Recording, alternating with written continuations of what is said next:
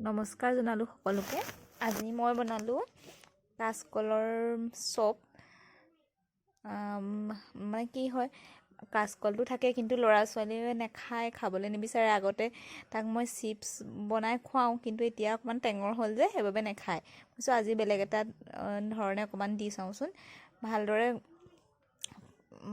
কাচকলকেইটা ধুই বইল কৰি ল'লোঁ। তাৰপিছত এতিয়া মই অকণমান বেচন, হালধি, নিমখ দি ধুনীয়াকৈ এটা বনাই ল'লোঁ। তাৰপিছত এয়া হৈ গ'ল বইল ধুনীয়াকৈ, আৰু এইখিনি ৰেডিও কৰা হ'ল। এতিয়া মই তেলত দিছোঁ অকণমান জিৰা, তাৰপাছত দিম অকণমান পিঁয়াজ।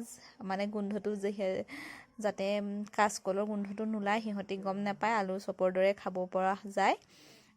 পিঁয়াজ, নহৰু, আদা অকণমান দিলোঁ। তাৰপিছত ধুনীয়াকৈ লৰাই এটা জলকীয়া দি দিলোঁ। মানে মুঠতে গোন্ধটো নাহিলেই হ'ল কাচকলৰ। এতিয়া ধুনীয়াকৈ লৰাই এয়া অকণমান হালধি দি দিলোঁ।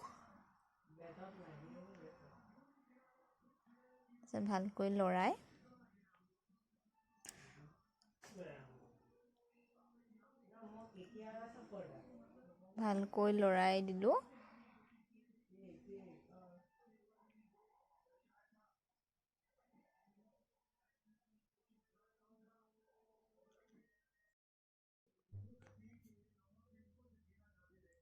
এয়া ধুনীয়াকৈ ভজা হৈ গ'ল, আৰু মই এটা পাত্ৰত নমাই ল'লোঁ আৰু ধুনীয়াকৈ পিটিকা কৰি ল'লোঁ।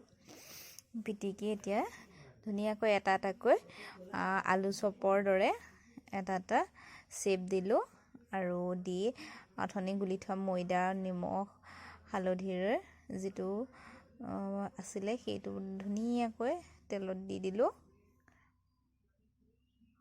এতিয়া এটা দুটাকৈ ভাজি হৈ গ'ল। এতিয়া আমাৰ খাবলৈ হ'ল আৰু এতিয়া ইহঁতক দিমগৈ, খাই কেনেকুৱা পায় খাই ক'ব কেনেকুৱানো হ'ল খাবলৈ। এয়া মই ধুনীয়াকৈ সজাই দিলোঁ। কেনেকুৱা লাগিছে খাবলৈ কোৱা? সঁচাকৈ নে?